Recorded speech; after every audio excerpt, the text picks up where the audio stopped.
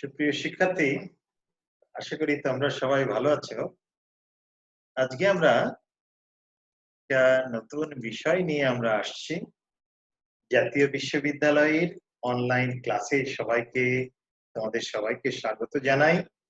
এবং এই যে করোনাকালীন শিক্ষা কার্যক্রম চলমান রাখার সাথে জাতীয় বিশ্ববিদ্যালয়ের উদ্যোগে অনলাইন ক্লাসে যুক্ত হতে পেরে আমি নিজেকে আনন্দিত, গর্বিত এবং সম্মানিত মনে করছি এবং সবাইকে স্বাস্থ্যবিধি মেনে চলার জন্য আহ্বান জানাচ্ছি। সুপ্রিয় শিক্ষার্থী, আজকে আমাদের 12তম ক্লাস, লেকচার সংখ্যা হলো 12 এবং আমরা ব্যবস্থাপনা বিভাগের প্রথম বর্ষের ব্যষ্টিক অর্থনীতির কোর্স নিয়ে আলোচনা করছিলাম। আজকে এই ক্লাসের মাধ্যমে আমাদের এই কোর্সের আমরা সমাপ্তি টানবো। মানে আমাদের যে সিলেবাসের আলোচ্য বিষয়গুলো ছিল সেই বিষয়গুলো আমরা আজকে শেষ করব। প্রিয় শিক্ষার্থী, আজকে আমাদের আলোচ্য বিষয় হলো বাজার ভারসাম্য। তোমরা লক্ষ্য করছো আমরা দীর্ঘ 11টি ক্লাস আমরা শেষ করেছি, আজকে আমরা 12তম ক্লাস। প্রিয় শিক্ষার্থী, তাহলে আমরা আজকে মূল আলোচনা পর্বে যাওয়ার আগে আমরা দেখে নিই আমাদের শিক্ষণ ফল কি আছে।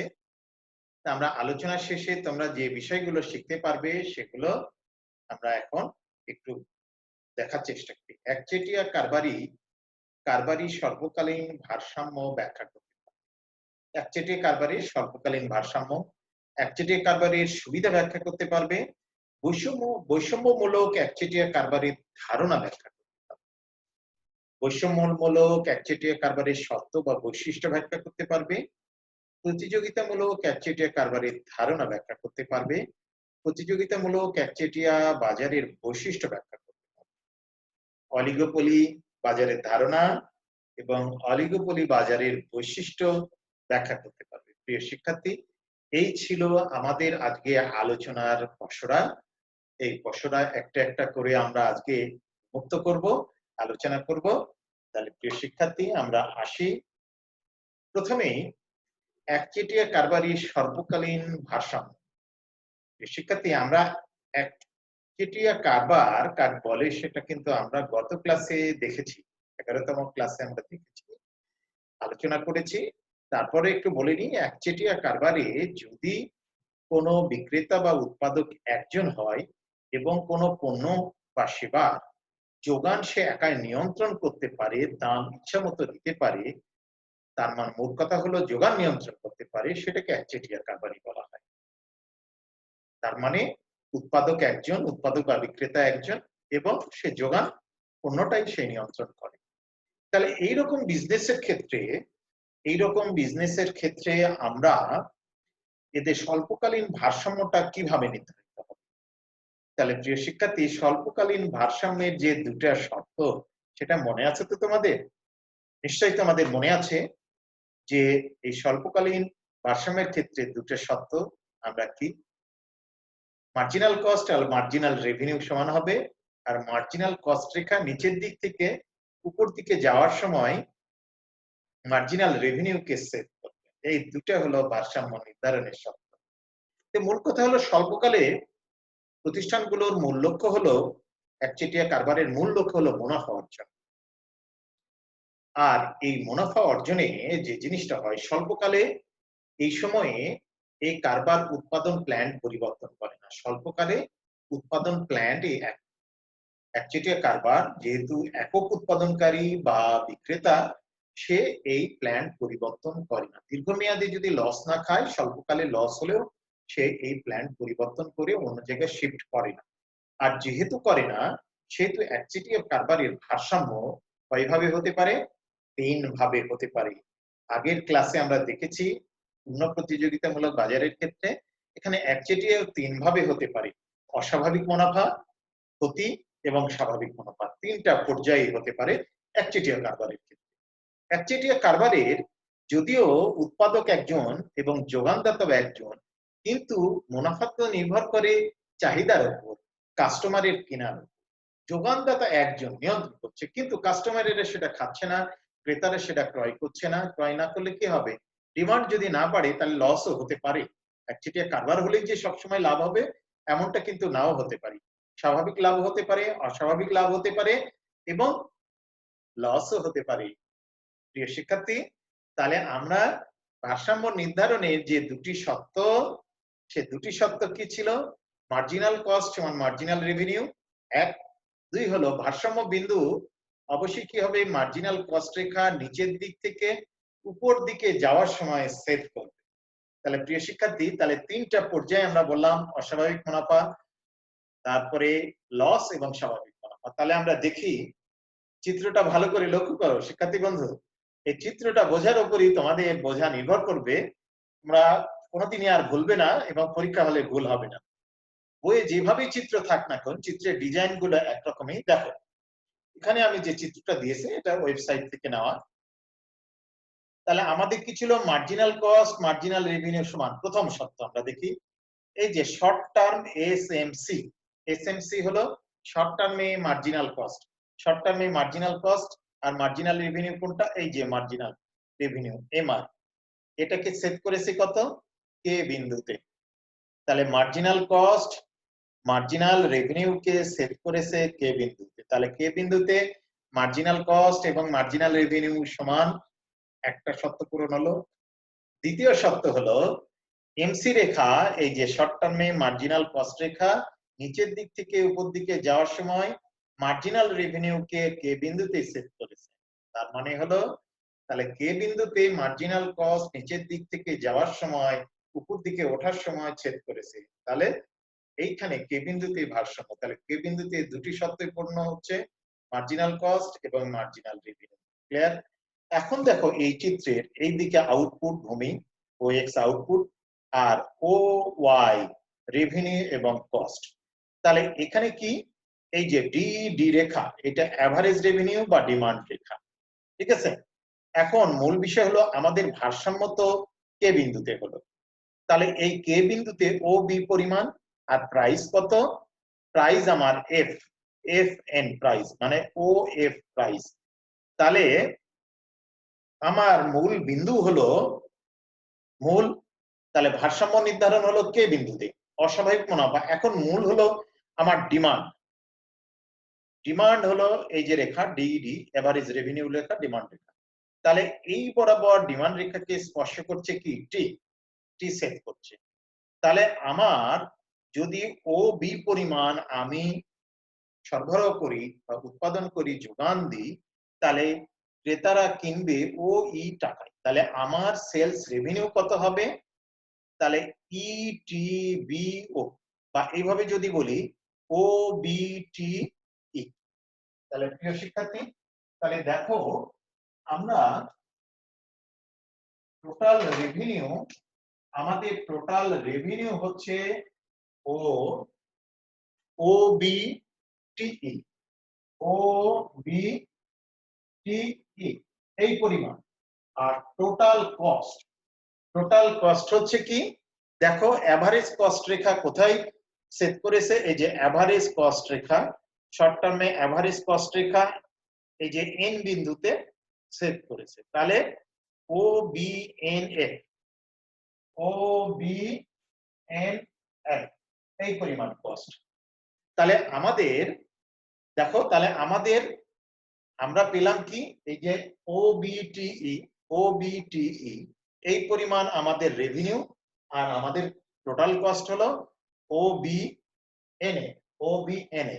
তাহলে আমাদের রেভিনিউ কত থাকছে? নেট প্রফিট, নেট প্রফিট থাকছে কত? F, F N T, F N T E. তাহলে প্রিয় শিক্ষার্থী, তাহলে দেখো এই যে এখানে যে ছোট ঘরটা আছে এফ এন টি ই, এফ এন টি এইটুক আমাদের প্রফিট। তাহলে এটা অস্বাভাবিক মুনাফা। তাহলে আমার কস্ট হচ্ছে এন পরিমাণ, এই যে এই পরিমাণ, এই নিচের দিকে কস্ট, আর আমাদের এই যে এইটুক, এই যে box F N T E, তাহলে এই পরিমাণ লাভ। তাহলে একচেটিয়া কারবারে যেহেতু একজন উৎপাদক এবং বিক্রেতা থাকে, সেহেতু সে এই ভারসাম্য ও বি পরিমাণ পণ্য উৎপাদন এবং বিক্রি করেই সে অস্বাভাবিক লাভ করতে পারে। তারপরে কিন্তু গেলে ওই রকম আর হবে না, তার চেয়ে কমও না বেশিও নয়। আমরা দাম পাবো ও ই পরিমাণ দাম। তাহলে এইখানে দাম নির্ধারণ হচ্ছে টিএ, আর আমার কস্ট হচ্ছে এনে এসে, আর এইটুকু কস্ট আর এইটুকু এনটি, এই পরিমাণ ক্যাপটাই হলো আমাদের মুনাফা। তাহলে ক্লিয়ার অস্বাভাবিক মুনাফা। এখন আসি আমরা ক্ষতি বা লোকসান এর ক্ষেত্রে ভারসাম্য কিভাবে নির্ধারণ হবে আর স্বাভাবিক মুনাফা। প্রিয় শিক্ষার্থী, তোমাদের জ্ঞাতার্থে একটা জিনিস বলি যে এই দুটা আলাদা করে একটা প্রশ্ন হতে পারে, একচেটিয়া কারবারি সর্বদা অস্বাভাবিক মুনাফা অর্জন করে কি? এই ক্ষেত্রে এই দুটা চিত্র ব্যাখ্যা করলেই কিন্তু এই প্রশ্নের আলাদা। যখন একচেটিয়া কারবারি স্বল্পকালীন ভারসাম্য, তাহলে তিনটা চিত্র ব্যাখ্যা করতে হবে, অস্বাভাবিক, ক্ষতি, লোকসান বা স্বাভাবিক, তিনটাই। কিন্তু যদি বলে একচেটিয়া কারবারি সর্বদা অস্বাভাবিক মুনাফা অর্জন করে কি, সেক্ষেত্রে এই দুটা ব্যাখ্যা করলেই কিন্তু চলে। এখন লোকসান, লোকসান বা ক্ষতি যদি হয় তাহলে আমাদের কি হবে? শিক্ষার্থী, আমাদের শর্ত হলো দুটা। তাহলে দেখি মার্জিনাল কস্ট রেখা মার্জিনাল রেভিনিউকে কোথায় এল বিন্দুতে সেট করেছে। তাহলে এল, তাহলে এইটা কি নিচের দিক থেকে উপর দিকে ওঠার সময় সেট করেছে, তাহলে এল বিন্দুতে হলো ভারসাম্য। তাহলে এল বিন্দুতে ভারসাম্য হলে তারে ও এল ও বি পরিমাণ তার পণ্য উৎপাদন করবে এবং বিক্রয় করবে। সেক্ষেত্রে আমাদের ডিমান্ড রেখা কত? এই যে D D dash average revenue রেখা। তাহলে এইটা আমার বাজারে চাহিদা। তাহলে বাজারে চাহিদা হলে আমাদের দাম নির্ধারণ হবে কি? ও এফ পরিমাণ। তাহলে ও বি সি এফ এই পরিমাণ আমাদের ইনকাম। কিন্তু কস্ট কোথায় হচ্ছে? আমাদের কস্ট হয়ে যাচ্ছে, দেখো এই যে আমাদের average short term average total cost. এই টোটাল কস্ট কেন? এই যে দেখো ভেরিয়েবল কস্ট, এই রেখাটা না দিলেও হবে। অ্যাভারেজ ভেরিয়েবল কস্ট হলো কে বিন্দুতে স্পর্শ করেছে, কিন্তু আমাদের টোটাল অ্যাভারেজ টোটাল কস্টটা এইচ বিন্দুতে চলে যাচ্ছে। কেন? ফিক্সড কস্ট যে আছে, অ্যাভারেজ ভেরিয়েবল কস্টের সাথে ফিক্সড কস্ট যোগ করে যখন আমরা অ্যাভারেজ টোটাল কস্ট, তখন আমাদের কস্টটা বেড়ে যায় এইচ বিন্দুতে হচ্ছে। তাহলে প্রিয় শিক্ষার্থী, এইচ বিন্দুতে যে হলো টোটাল অ্যাভারেজ কস্ট, আর কে বিন্দুতে হলো শুধু অ্যাভারেজ কস্ট, ভেরিয়েবল কস্ট। তাহলে মাঝখানের গ্যাপটাতে ফিক্সড কস্ট আসছে অনেক বৃহৎ। এখন মূল ব্যাপারটা হলো যে সি বিন্দুতে আমাদের প্রাইস নির্ধারণ করছে, সি বিন্দুতে প্রাইস নির্ধারণ করছে। তাহলে সেক্ষেত্রে আমাদের ও বি সি এফ, তাহলে আমরা আবার একটু বোর্ডে যাই।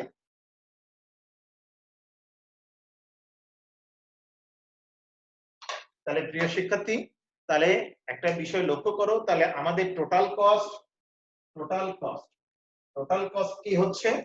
টোটাল কস্ট ও বি এইচ ই, ও বি এইচ ই, এইটা হলো আমাদের টোটাল কস্ট ক্ষতির ক্ষেত্রে, ও বি এইচ ই, এটা হলো টোটাল কস্ট। আর টোটাল রেভিনিউ আমাদের হচ্ছে কি? ও বি সি এফ, ও বি সি এফ। কেন?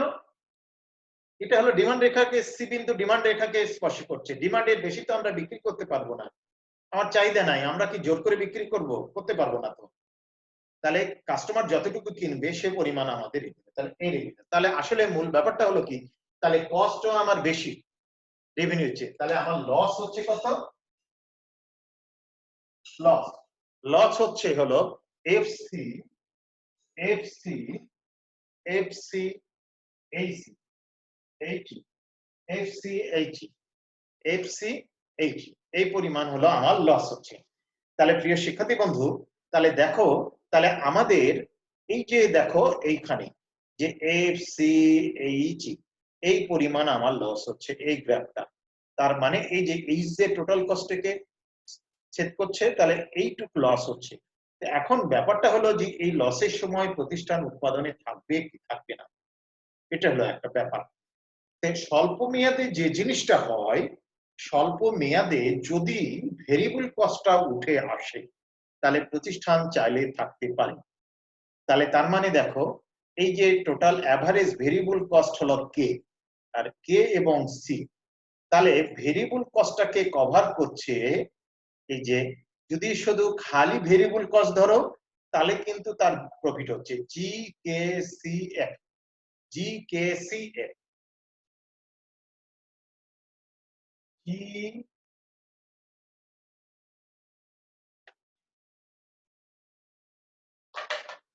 এদিকে দেখা যাচ্ছে জিকেসিএফ,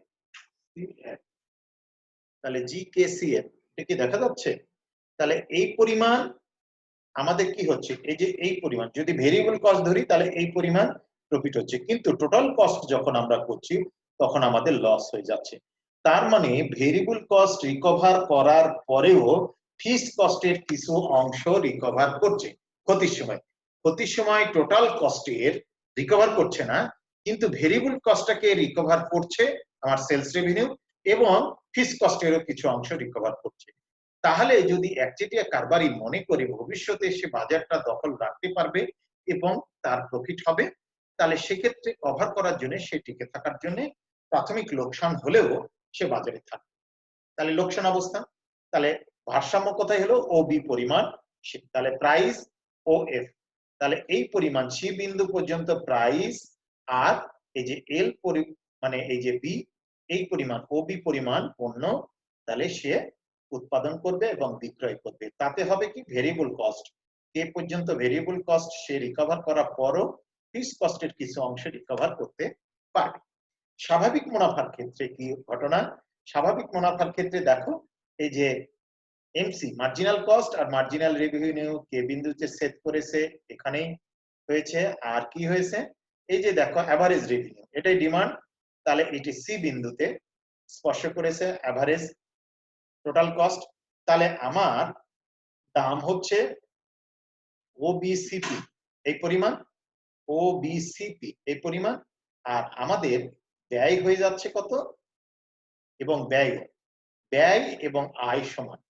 তাহলে আমার এই বিন্দুতে কে বিন্দুতে ভারসাম্য হলেও যে ও বি পরিমাণ উৎপাদন করবে, সেই উৎপাদনের কস্ট কত হচ্ছে, এই যে average total cost, fixed cost কিন্তু এখানে রিকভার করে গেছে। টোটাল কস্ট মানে ভেরিয়েবল কস্ট এবং ফিক্সড কস্ট রিকভার করে হচ্ছে কি ও বি সি পি এই পরিমাণ কস্ট, আর এই পরিমাণই আমার আয়।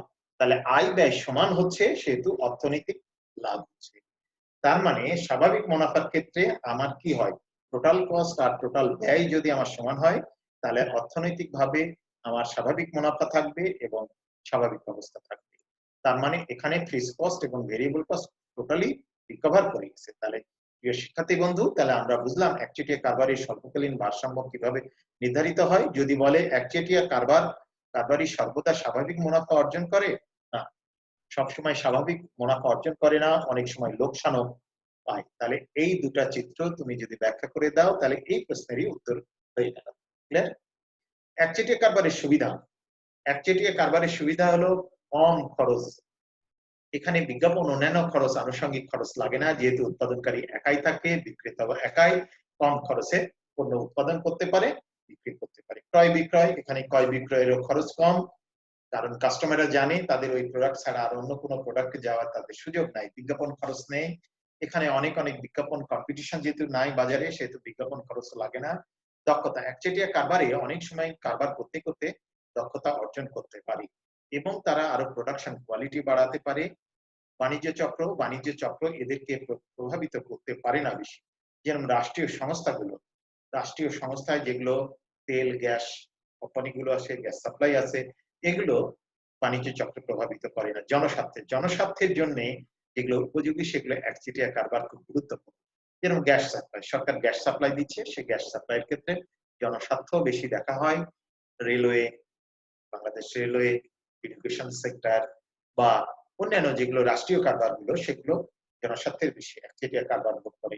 তাহলে গবেষণার ক্ষেত্রে এক্ষেত্রে উন্নয়নের জন্য গবেষণা করা হয় বেশি। চাহিদা এবং যোগানের সামঞ্জস্য, চাহিদা কেমন সে মোতাবেকই উৎপাদন করা হয়, বেশি উৎপাদন করে দাম ফল করা হয় না, এবং যদি চাহিদা থাকে সে মোতাবেক আবার প্রয়োজনে যোগান বাড়ানো হয়। চাহিদা এবং যোগানের মধ্যে একটা ভারসাম্য রাখি, এটা হলো সুবিধা। অসুবিধাও অনেক আছে, সেগুলো আমরা যাচ্ছি না, সেগুলো এর উল্টা। বৈষম্যমূলক একচেটিয়া কারবার বা বিভেদমূলক দাম ব্যবস্থা, বৈষম্যমূলক একচেটিয়া কারবার বা বিভেদমূলক দাম ব্যবস্থা। এটা কেমন মজার বিষয়, আধুনিক যুগে এটা তোমরা প্রায় লক্ষ্য করবে। ডান দিকে একটা স্লাইড দেওয়া আছে, স্লাইডটা লক্ষ্য করলেই পারবে। আমরা আগে থিওরিটা বুঝি, থিওরিটা বুঝলেই আমরা এই জিনিসগুলো বুঝে যাব।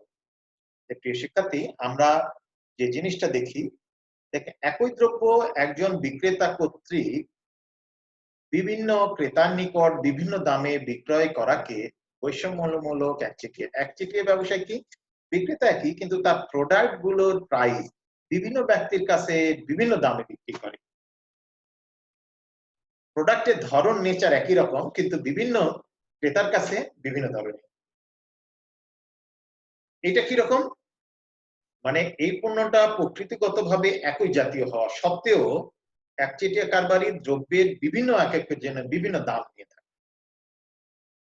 এইরকম যদি করে তাহলে এটা বৈষম্যমূলক একচেটিয়া কারবার। একটা উদাহরণ, তোমরা বিভিন্ন সেলুনে গিয়েছো না, এই ডিজাইনের চুল কাটা এত টাকা রেট, এই ডিজাইনের এত টাকা, বাচ্চাদের জন্য এত টাকা, প্রাপ্তবয়স্কের জন্য এত টাকা, মেয়েদের চুল কাটার জন্য এত টাকা, স্টুডেন্ট হলে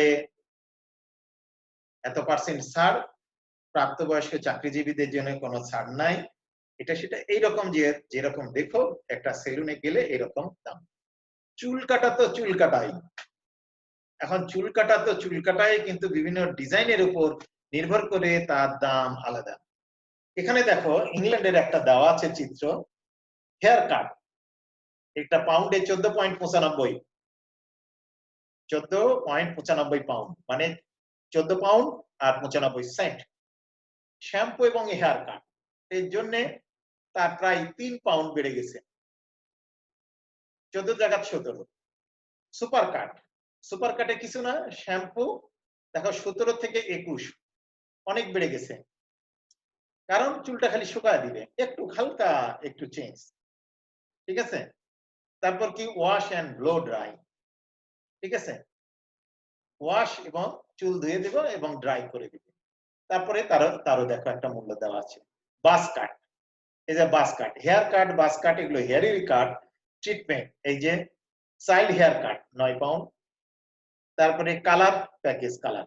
এখন আমাদের দেশে এই জিনিস আছে যে দেখবে কালার করা, শ্যাম্পু করা, তার জন্য চুল কাটা, বাচ্চাদের ডিজাইনের ওপর দাম আলাদা আলাদা। তাহলে কি বৈষম্য, মানে নেচার প্রোডাক্টের সমজাতীয় এবং একই জাতীয় কোনো তেমন ডিফারেন্স নাই, হালকা হালকা ডিফারেন্স হওয়া সত্ত্বেও এদের দামের কিন্তু বিভেদ। তাহলে এইটাই হলো বৈষম্যমূলক একচেটিয়া কারবার। কথা কি বোঝা যাচ্ছে? বৈষম্যমূলক একচেটিয়া কারবারের উদাহরণ, তারপরে অমুকের অমুক কালার করলে এত পার্সেন্ট, অমুক কালার করলে এত পার্সেন্ট, অমুক কালার করলে, কালারের ডিফারেন্সের ওপর কিন্তু আবার ডিফারেন্স আছে। তাহলে এই যে একই সেলুনে যে বিভিন্ন ধরনের চুল কাটার যে রেট, তাহলে এটাই হলো বৈষম্যমূলক একচেটিয়া কারবার। ক্লিয়ার? বৈষম্যমূলক একচেটিয়া কারবারের সত্য বা বৈশিষ্ট্যগুলো, দ্রব্য সেবার প্রকৃতি প্রায় সমজাতীয়, একই শ্রেণী, বাজারের দূরত্ব তেমন থাকে না, একই জায়গায় হয়, এবং শুল্ক বাধা, অনেক সময় শুল্ক বাধা দেওয়ার জন্য এরকম হয়। বিষয়টা হলো কি, আমাদের দেশে শুল্কের কারণে দাম বেশি থাকতে পারে ওই পণ্য, আবার বাইরে ব্যাপারটা হলো কি, যে আবার বাইরে যদি বিক্রি করে সেটাকে কম দামে বেশি দামে, এটা প্রয়োজন অনুপাতে এই জিনিসটা করা হয়। ক্রেতার অতিরিক্ত পছন্দ নিয়ে, যদি কোনো ক্রেতা অতিরিক্ত চুজি হয় না, এই ডিজাইন আমার ভালো, এখানে একটু ডিজাইন ভালো, এখানে একটু ডিজাইন ভালো, তাহলে এই ক্রেতার অতিরিক্ত পছন্দ নিয়োজনে, দেখো শিক্ষার্থী বন্ধুরা, জিন্সের প্যান্ট তো জিন্সের প্যান্টই, এখন এই জিন্সের প্যান্টের বিভিন্ন ডিজাইন আছে, নিচে উপরে, আবার হাঁটুতে আবার একটু ছেঁড়া ছেঁড়া, বিভিন্ন স্টারেরা, ফিল্ম স্টারেরা ব্যবহার করে। স্বাভাবিকভাবে আমরা ছোটবেলায় দেখি যে ছেঁড়া জামা কাপড় মানে গরিব শ্রেণীর লোকেরা ব্যবহার করতো, এখন একটা ডিজাইন হয়ে গেছে হাঁটুতে ছেঁড়া, থায়ে ছেঁড়া, ঠিক আছে, ছেলেমেয়েরা ব্যবহার করে। তাহলে এটা কি অতিরিক্ত পছন্দের রুচিরও বিকৃতি বা বিভিন্ন হওয়ার কারণে অতিরিক্ত পছন্দের জন্য, তখন বুঝতে পারছে ফিল্মের ইয়ারা স্টারেরা ব্যবহার করছে, এরকম হলে চলবে, তার দাম দেখো আলাদা।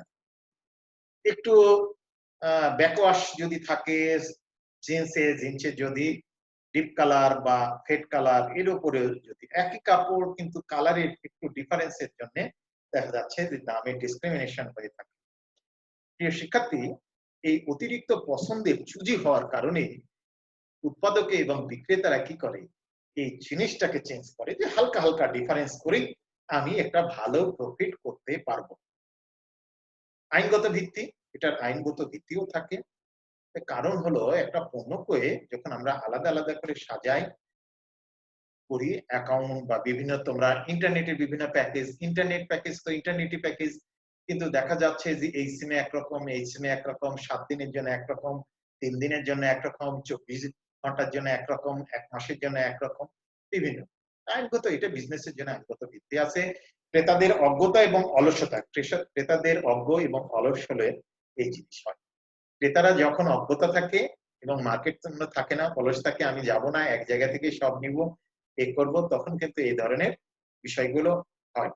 চাহিদা স্থিতিস্থাপকতার জন্য এই জিনিসটা হয়। ড্রাম্পিং, অনেক সময় ড্রাম্পিং এর জন্য এই জিনিসটা হয়।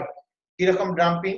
ড্রাম্পিং হলো আমাদের দেশে বেশি দামে আমি পণ্যটা বিক্রয়, বাইরের দেশে বিক্রয়ের জন্য ওই পণ্যেরই দামটা কমায় দিলাম, এরকম ক্ষেত্রে হয়।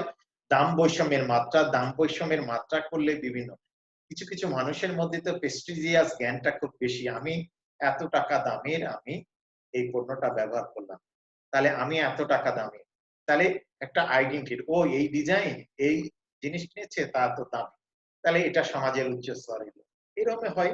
আকার পরিবর্তন, সামান্য কিছু আকার পরিবর্তন করি আমরা, এই লেভেল পরিবর্তন করি, কিন্তু এই জিনিসগুলো করতে পারছি সামান্য হালকা হালকা চেঞ্জ করি। শিক্ষার্থীবৃন্দ, আমরা পরের টপিকে আসে প্রতিযোগিতামূলক একচেটিয়া বাজার। প্রতিযোগিতামূলক একচেটিয়া বাজারটা কি? এখানে প্রতিযোগিতা আছে কিন্তু একচেটিয়া বাজারের ফ্লেভার বহন করে। প্রতিযোগিতামূলক মানে অনেক কাস্টমার, অনেক বিক্রেতা, ক্রেতা বিক্রেতা অনেক, কিন্তু এখানে কিভাবে একচেটিয়া কারবারি বজায় করা যায়, এটা সাধারণত মাল্টিন্যাশনাল কোম্পানিগুলো এই প্রতিযোগিতামূলক একচেটিয়া বাজারে ভালো করে। কেমন? এখানে বহু সংখ্যক বিক্রেতা একই জাতীয় অথচ পৃথক পৃথক দ্রব্য নিয়ে কাজ করে। চেম্বারলিন এই ধারণাটা প্রথম ব্যক্ত করেন। এটা কেমন?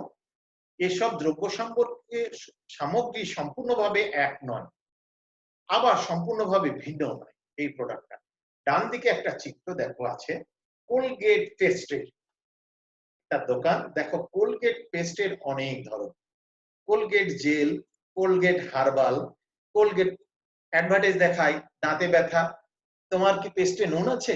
Colgate salt. তাহলে Colgate neem herbal, Colgate salt, Colgate air fresh, Colgate gel, এইরকম এক কোলগেট পেস্টেরই হালকা হালকা ফ্লেভার চেঞ্জ করে সেগুলো। তাহলে সম্পূর্ণভাবে দ্রব্য সামগ্রী আলাদাও নয়, আবার একও নয় আবার ভিন্ন নয়। এক্ষেত্রে হয় কি, তার প্রত্যেকেরই আলাদা আলাদা ট্রেডমার্ক, লেবেল এবং বিজ্ঞাপনও আলাদা হয়। করে কি করছে? প্রতিযোগিতামূলক পেস্টের মার্কেট হলো অনেক, পেস্ট অনেক কোম্পানি আছে, ইউনিলিভার আছে, দেশীয় বিদেশি অনেক কোম্পানি আছে। তাহলে অনেক কোম্পানি যখন ব্যবসা করছে, সেখানে একটা কোলগেটই কত ধরনের ব্যবহার করছে আলাদা আলাদা। যেমন ইউনিলিভারে দেখবে পেপসোডেন্টও আছে, ক্লোজআপও আছে, ক্লোজআপেরও ধরন আলাদা আছে, পেপসোডেন্টের মধ্যে অনেক ধরনের আছে। তাহলে এটা প্রতিযোগিতামূলক একচেটিয়া কারবারের জন্য করছে। তাহলে এই প্রত্যেকটা আইটেমেরই কিন্তু আলাদা ট্রেডমার্ক আছে, লেবেল আছে, প্রত্যেকের বিজ্ঞাপনও আলাদা। বিক্রেতাগণ এই জাতীয় পণ্য আলাদা করে থাকেন কি জন্য? ব্যবসায় টিকার জন্য। কারণ মানুষের যে চুজি ব্যবহার, একই ধরনের আইটেম ব্যবহার করতে করতে তার চাহিদা রুচির পরিবর্তনের জন্য তখন করে কি, অন্য প্রোডাক্টে সুইচ করতে পারে, ওই কোম্পানির ব্র্যান্ড ছাড়া অন্য ব্র্যান্ডে চলে যেতে পারে। তাকে ধরে রাখার জন্য এই জাতীয় জিনিস করা হয়। তোমরা এর পরবর্তীতে প্রিন্সিপালস অফ মার্কেটিং বা মার্কেটিং ম্যানেজমেন্টে এই জিনিসগুলো দেখবে। তারপরে ব্র্যান্ডিং, যারা ব্র্যান্ডিং নিয়ে পড়াশোনা করবে তাদের স্ট্র্যাটেজিক মার্কেটিং এর ক্ষেত্রে আছে, বা দেখা যাচ্ছে যে আরো অনেক বিষয়ে বাজারজাতকরণের প্রাইস নির্ধারণের ক্ষেত্রে এইগুলো কাজ করে। তাহলে মূল বিষয়টা হলো প্রতিযোগিতামূলক একচেটিয়া কারবারে একই জাতীয় পণ্য, একই কোম্পানি, কিন্তু পণ্যগুলোর সামান্য সামান্য পার্থক্য আছে, সেগুলো হতে পারে। এখন দেখবে যে সাবান, ইউনিলিভারের সাবান, লাইফবয় সাবান আছে, লাইফবয়ের অনেক ধরন, লাক্স, লাক্সের অনুদ্ধরণ, শ্যাম্পু, সানসিল্ক শ্যাম্পু। দেখো শ্যাম্পু রুক্ষ চুলের জন্য, শুষ্ক চুলের জন্য, তৈলাক্ত চুলের জন্য, ঠিক আছে, খুকশির জন্য। আবার A B C D Y Z vitamin ওই শ্যাম্পু দিয়ে পাওয়া যায়, এইরকম বিজ্ঞাপন দেয়। মানে ভিটামিন আর খাইতে হবে না, ভিটামিন এখন চুলে মাখিতে হবে। এখন প্রিয় শিক্ষার্থী, এইটা হলো কাস্টমারের সাইকোলজিক্যাল বিষয় ধরার জন্য, এই বিজ্ঞাপন দিয়ে তার প্রোডাক্টে আটকে রাখার জন্য প্রোডাক্টগুলো একই প্রোডাক্টকে একটু হালকা হালকা করে ডাইভার্সিফিকেশন করেছে এমন ভাবে যাতে তার প্রোডাক্টকে ছেড়ে যেতে না পারে। এইটা হলো পূর্ণ প্রতিযোগিতামূলক একচেটিয়া কারবার। তার মানে কাস্টমাররা যদি খুব চুজি হয়, খুবই স্পর্শকাতর হয়, তখন এই জিনিসগুলো কাজ করে। এই প্রতিযোগিতামূলক একচেটিয়া বাজারের বৈশিষ্ট্যগুলো অধিক সংখ্যক ছোট ফার্ম থাকে, দ্রব্য পৃথকীকরণ থাকে, অনেক দ্রব্য পৃথক থাকে, ছোট ছোট সাবানের অনেক ডিফারেন্স, পেস্টের ডিফারেন্স, অবাধে প্রবেশ এবং প্রস্থান, এখানে সহজেই অনেকে ঢুকতে পারে, অনেকে ছেড়ে চলে যেতে পারে। বিজ্ঞাপন এবং বিক্রয় ব্যয় অনেক। শিল্পের পরিবর্তন গ্রুপ এর ধারণা, শিল্প এর পরিবর্তে গ্রুপের ধারণা, মানে একটা গ্রুপ অফ প্রোডাক্ট করে, গ্রুপ অফ ইন্ডাস্ট্রি করে, ঠিক আছে। বাজার সম্পর্কে অপূর্ণাঙ্গ জ্ঞান, বাজার সম্পর্কে যখন কাস্টমারদের পূর্ণাঙ্গ জ্ঞান থাকে না, তখন কিন্তু এই জিনিসটা, কারণ একটা পেস্টের নরমাল পেস্ট আর একটা সল্ট পেস্টের মধ্যে খুব বেশি ইনগ্রেডিয়েন্টস পার্থক্য নাই, ঠিক আছে। সাবানের মূল উপাদান একই, ফ্লেভার আলাদা, একটু সেন্ট আলাদা, এগুলো দিয়ে কিন্তু কাস্টমারকে ধরার চেষ্টা করা হয়। অনুরূপ ব্যয় এবং চাহিদা, অনুরূপ ব্যয় এবং চাহিদা যদি থাকে, একই ধরনের চাহিদা, তাহলে চাহিদাকে টিকে রাখার জন্য, জিয়ে রাখার জন্য প্রোডাক্ট ভেরিয়েশন আনা হয়। চাহিদার প্রকৃতি যদি একই ধরনের হয়, অনেক বিক্রেতা থাকে, তখন এই জিনিসটা হয়। এই 9 নম্বর পয়েন্টটাকে খুব কাজে লাগাতে হয়, স্বাধীন দাম নীতি। এক্ষেত্রে করা কি, ইয়েগুলো উৎপাদকেরা তাদের স্বাধীন দাম নীতি ব্যবহার করতে পারে। তার মানে একটা নতুন প্রোডাক্ট, একটু ফ্লেভার। শিক্ষার্থীরা, দুনিয়ার 1 নম্বর রং ফর্সাকারী ক্রিম, তোমরা জানো আগে বলা হতো অ্যাডে, এখন বলা হয় না, ফেয়ার অ্যান্ড লাভলি। এই ফেয়ার অ্যান্ড লাভলি কি হয়েছে? ফেয়ার অ্যান্ড লাভলি মেয়েদের জন্য হতো, তারপরে এখন ছেলেদের জন্য হয়েছে, তারপরে এটা আবার glue, fair and lovely glue, হেন তেন বিভিন্ন আইটেম নিয়ে আসছে।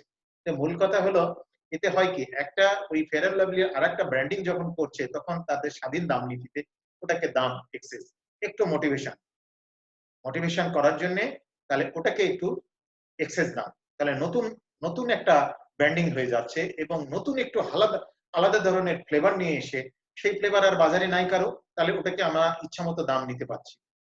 যখন ওই ধরনের কাছাকাছি প্রোডাক্ট আর একটা আসছে, তখন আবার আরেকটা প্রোডাক্টে আমরা সুইচ করছি। এই ধরনের দাম নীতিকে অনেকটা স্কিমিং বলা হয়। যে এরকম স্যামসাং কোম্পানি যে প্রোডাক্টটা বাজারে আনে, সেটার দাম অনেক বেশি থাকে, একটু পুরানা হলেই তখন ওই দাম কমে যায়। তাহলে তাহলে স্কিমিং নীতি হলো, স্কিমিং শর্ত লাভ। তার মানে হলো, প্রথমেই আমরা দামটাকে বেশি পরিমাণ নিয়ে নিলাম, মার্কেটে লাভ করলাম, অন্য কোম্পানি ওই ডিজাইনের বা ওই মডেলের নিয়ে আসতে আসতে আমরা ওই দামটাকে কমায় দিলাম। তাহলে দেখা যাচ্ছে যে আমার কম্পিটিটরের মার্কেটে টিকতে পারবে। স্যামসাং কোম্পানির স্ট্র্যাটেজি অনেকটা এইরকম স্কিমিং পদ্ধতিতে তারা দাম নির্ধারণ করে থাকে। তোমরা হায়ার স্টাডিতে পরবর্তী ইয়ারে অনেক দেখবে। তাহলে প্রিয় শিক্ষার্থী, অলিগোপলি, অলিগোপলি বাজারটা কি? অলিগোপলি বাজারটা বোঝার আগে আমাদের ডুওপলি বুঝতে হবে। ডুওপলি বাজার হলো, কোন বাজারে যদি 2 জন বিক্রেতা থাকে বা 2 জন উৎপাদক থাকে, 2 জনের মধ্যে যদি কম্পিটিশন হয়, তাহলে ডুওপলি। আর অলিগোপলি ডুওপলির চেয়ে একটু বেশি, কিন্তু অত্যধিক বেশি না, বেশি হলে প্রতিযোগিতামূলক বাজার হয়ে যাবে। আর অলিগোপলি হলো যে দ্রব্যগুলো পৃথক হতে পারে, নাও পারে, কিন্তু অলিগোপলি হলো ডুওপলির চেয়ে বেশি, 2 জনের অধিক, কিন্তু খুব বেশি নয়। বাইরের চিত্র দেখো, এই যে জুতার দোকান, 3টা দোকান আছে, 3 জনই ডাকছে, তাহলে 2 এর অধিক, 3, 4, 5 এরকম হতে পারে। এখানে উৎপাদিত দ্রব্য পৃথক হতে পারে, নাও পারে, একই ধরনের প্রোডাক্ট হতে পারে, কিংবা একটু হালকা হালকা পৃথক হতে পারে। এই ধরনের বিষয়টাকে হলো অলিগোপলি। তাহলে কি বললাম? ডুওপলি হলো 2 জন বিক্রেতা বা উৎপাদক, আর অলিগোপলি 2 এর বেশি, 4, 5 এরকম হতে পারে, তবে অসংখ্য নয়, ঠিক আছে। অলিগোপলির বাজারের বৈশিষ্ট্য, অলিগোপলি বাজারের আমরা বৈশিষ্ট্য কি? পরস্পর নির্ভরশীলতা। অলিগোপলি বাজারে অনেক সময় নির্ভরশীল হয়, একটার সাথে আরেকটা কানেক্টিং বিজনেস হয়। দ্রব্যের প্রকৃতি সমজাতীয় হয়, আবার একটু হালকা পাতলা ভিন্নও হতে পারে। দলীয় মনোভাব থাকে। একটা গ্রুপ অফ বিজনেস অনেক সময় করে যে মার্কেটে যে যারা থাকে তারা একটা কানেক্টিভিটি থাকে, তার দলীয় মনোভাব থাকে। তারা বিজ্ঞাপন অনেক সময় দেয়। গোষ্ঠীগত আচরণ তাদের মধ্যে, অলিগোপলি যেহেতু দুইয়ের অধিক থাকে তাদের মধ্যে গোষ্ঠীগত আচরণ থাকে। চাহিদা রেখা অনির্ধারিত থাকে, কারণ চাহিদা আমরা জানি না। যোগান তো দুই বা দুইয়ের অধিক 4, 5, 7 জন করে, কিন্তু চাহিদা কতটুকু এটা অনির্ধারিত থাকে। অমূল্য প্রতিযোগিতা, এটা প্রতিযোগিতা থাকে। অমূল্য প্রতিযোগিতা, একে অপরের সাথে প্রতিযোগিতায় লিপ্ত থাকে। মুষ্টিমেয় বিক্রেতা, অল্প সামান্য বিক্রেতা থাকে, কারণ দুইয়ের অধিক থাকে, খুব বেশি আলো থাকে না। দাম নেতৃত্ব, এখানে ওই যে যেটুক থাকে, আমরা যেরকম বলি চালের বাজার সিন্ডিকেট, তেলের বাজার সিন্ডিকেট, এগুলোতে অলিগোপলি চলে। দেখবে যে 4 জন 5 জন 7 জন এই গোটা বাজারটাকে নিয়ন্ত্রণ করছে। আমরা তেলের বাজার কমে না, মাঝখানে আমরা কি দেখছিলাম, তেলের দাম কমছে না, না বললেও কমে না, তারপরে কমানোর চেষ্টা করলে করে না, কারণ তারা যে আমদানিকারক তারা 3 জন 4 জন 5 জন, তাহলে এরা দাম কমায় না। বা চালে যদি এটা সিন্ডিকেট থাকে তাহলে এই জিনিসটা হয়, অলিগোপলি সিন্ডিকেট করে তারা দামের নেতৃত্ব কন্ট্রোল করতে পারে। যেহেতু অল্প সংখ্যক, দুইয়ের অধিক কিন্তু প্রতিযোগিতামূলক বাজার থাকে না, সেখানে অলিগোপলিতে সিন্ডিকেটটা খুব বেশি হয়। দুওপলি এবং অলিগোপলি এই মার্কেট যদি বিরাজ করে তাহলে দামের উপর, একচেটিয়াতে তো আছেই, একচেটিয়া বাজারে একজন, সে তো দামের উপর কন্ট্রোলিং তার আছে। ডুওপলি এবং অলিগোপলিও, ডুওপলি দুইজন, তাদের মধ্যে যদি সমঝোতা হয়, অলিগোপলিও যদি তাদের গ্রুপের মধ্যে সমঝোতা হয়, তাহলে দামের নেতৃত্ব কন্ট্রোল করতে পারে। সেক্ষেত্রে সিন্ডিকেট কাজ করে। তাহলে সেই ক্ষেত্রে সিন্ডিকেটটা ভেঙে দেওয়াটা খুব কঠিন হয়। কঠিন আবার হবে না যদি তাদের আমার সাপ্লায়ার বাড়ায় দেওয়া হয়, যে তারা উৎপাদনকারী বা সাপ্লায়ার, যে সাপ্লায়ার সংখ্যা যদি আমরা বাড়ায় দিই, তাহলে অলিগোপলি মার্কেটটা ভেঙে যায়, তাহলে সিন্ডিকেট ভেঙে যেতে পারে। ডুওপলির ক্ষেত্রে এরকম। এইভাবে একচেটিয়া মার্কেটে উৎপাদক বা সাপ্লাই বাড়িয়ে দিয়ে, বিকল্প পন্থায় সাপ্লাই বাড়িয়ে দিয়ে সিন্ডিকেটটা ভাঙা যেতে পারে। এখন তীব্র প্রতিদ্বন্দ্বিতা থাকে তাদের মধ্যে, এটা ঠিক, কিন্তু যখন সিন্ডিকেট করে তখন কিন্তু থাকে না।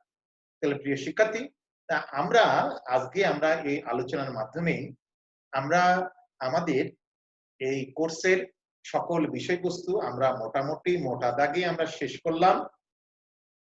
প্রিয় শিক্ষার্থী, আমরা এখন দেখে নিই আমরা আসলে আজকে কি কি বিষয় নিয়ে আমরা আলোচনা করেছি। আমরা দেখলাম একচেটিয়া কারবারের স্বল্পকালীন ভারসাম্য, একচেটিয়া কারবারের স্বল্পকালীন ভারসাম্য বা একচেটিয়া কারবার সর্বদা স্বাভাবিক মুনাফা অর্জন করে কি না, ব্যাখ্যা একচেটিয়া কারবারের সুবিধা, বৈষম্যমূলক একচেটিয়া কারবার বা বিভেদমূলক বৈষম্যমূলক একচেটিয়া কারবারের এর বৈশিষ্ট্য, প্রতিযোগিতামূলক একচেটিয়া কারবার, এবং আমরা কি হয় প্রতিযোগিতামূলক একচেটিয়া কারবারের বৈশিষ্ট্য সমূহ, অলিগোপলি বাজার, ডুওপলি দেখলাম, অলিগোপলি ব্যবসা।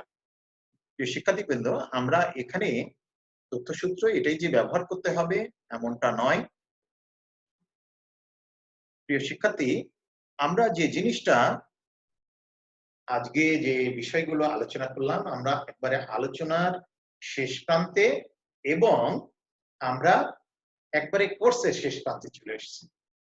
আমরা এতদিন যে আলোচনাগুলো করলাম, প্রথম ক্লাস থেকে হাঁটি পাইয়ে আমরা আজকে 12তম ক্লাস আমরা শেষ করলাম। এই 12তম ক্লাসের মাধ্যমে আমাদের টোটাল কোর্সটাকে আমরা মোটামুটি মোটা দাগে আমরা মূল হেডিং যে বিষয়গুলো খুব গুরুত্বপূর্ণ বেসিক ধারণা, সেগুলো আমরা শেষ করেছি। প্রিয় শিক্ষার্থী, তোমাদের যদি কোনো কিছু বুঝতে অসুবিধা হয় আমাকে মেল করতে পারো। আর আরেকটা বিষয়, আমাদের টাইম যেহেতু লিমিটেড, সেই জন্য কিছু টপিক গুলো আমি ছেড়ে দিতে বাধ্য হয়েছি, যেহেতু আমাদের এটা নির্দেশনা ছিল 12টা ক্লাসের মধ্যে আমাদের টোটাল সিলেবাসটাকে শেষ করতে হবে। ক্লাসের দূরত্ব 40 মিনিটের মধ্যে থাকতে হবে। দু একটা ক্লাস 40 মিনিটের বেশি হয়েছে। এখন তারপরেও আমার গাইডলাইন হলো, আমাদের সাধারণত প্রশ্ন পড়ে A part, B part, C part, ঠিক আছে? এ পার্টে সংক্ষিপ্ত প্রশ্ন, বি পার্টে ছোট প্রশ্ন পড়ে, আর সি পার্টে একটু বড় প্রশ্ন পড়ে। তোমরা মূল বইটা পড়বে, আমি যে রেফারেন্স দিয়েছি সেটাই করতে হবে এমনটা নয়। এছাড়াও বাজারে অনেক বাংলা বই আছে, যেকোনো বাংলা বই পড়তে পারো। যারা ইংলিশ ভার্সন পড়ো তারা ইংলিশ ভার্সন পড়বে। এই অর্থনীতির এই ক্লাসগুলো, এই টপিকগুলো পরবর্তীতে অনেক ক্লাসে তোমাদের কাজে লাগবে। এখন মূল বিষয়টা হলো যে কোড জায়গাগুলো তুমি যদি বুঝে থাকো, চিত্রগুলো অরিজিনালি বুঝে থাকো, তাহলে কিন্তু তোমার মনের মতো করে লিখতে পারবে। আর যদি বুঝে না থাকো তাহলে লিখতে পারবে না। তাহলে ক্লাসটা যদি বুঝে না থাকো, তাহলে যেহেতু এটা এই ভিডিওগুলো বারবার দেখার সুযোগ আছে, তোমরা বইটা বের করে বারবার দেখবে, তোমাদের টপিক পড়বে বারবার। আমি সবসময় যে বইকে অনুসরণ করে পড়িয়েছি তা কিন্তু নয়, চিত্রগুলো আমার মতো অঙ্কন করে কিন্তু আমি বোঝানোর চেষ্টা করেছি। প্রিয় শিক্ষার্থী, আজকে আমাদের শেষ করার পালা। আজকের ক্লাসের মাধ্যমে আমরা শেষ করব। যদি আবার কখনো কোনো সুযোগ হয় কোনো কোর্স নিয়ে, বা এই কোর্সের যদি আবার কোনো এক্সপান্ডিং হয়, তাহলে আমি আবার হাজির হব। তাছাড়া নরমালি আমরা এই ব্যষ্টিক অর্থনীতির কোর্সটা আমরা শেষ করতে যাচ্ছি। শিক্ষার্থী, যদি কোনো সাউন্ড কোয়ালিটি বা বিভিন্ন বিষয় ত্রুটিপূর্ণ হয়ে থাকে, তার দায়ভার আমার। আসলে অনিচ্ছাকৃত ভুল, এটা বাসায় থেকে রেকর্ডিং করা, এই জন্য এই বিষয়গুলো ছোটখাটো ত্রুটি থাকতেই পারে। আর আমিও এটাতে প্রথম, মানে এই অনলাইন ক্লাসে তোমরাও যে এরকম নতুন করছো, আমরাও যারা শিক্ষকেরা আছি নতুন করছি। তাহলে মূল বিষয়টা হলো যে তোমরা অবশ্যই পড়াশোনার মধ্যে থাকবে, পড়াশোনা করবে। আমার পরামর্শ, যদি লাগে তাহলে তোমরা সেটা চেষ্টা করবে। আমাকে মেল করতে পারো। সবার মেলে যে উত্তর দিতে পারবো এমনটা না, তবে আমি চেষ্টা করব অধিকাংশ মেলের উত্তরগুলো দেওয়ার। তবে তোমরা সবাই সুস্থ, সুন্দর, স্বাভাবিক থাকো, ভালো থাকো। তোমাদের সবার সফলতা কামনা করি। তোমরা যাতে সামনের পরীক্ষায় ভালো করো, উন্নত জীবনযাপন করো, তোমাদের ক্যারিয়ার ডেভেলপ হয়, এই শুভকামনা করে আমি আজকে তোমাদের এই কোর্স থেকে বিদায় নিচ্ছি। ধন্যবাদ সবাইকে। সবার জন্য শুভকামনা থাকলো, সবার জন্য আশীর্বাদ থাকলো। ধন্যবাদ সবাইকে। আবার হয়তো কোনোদিন দেখা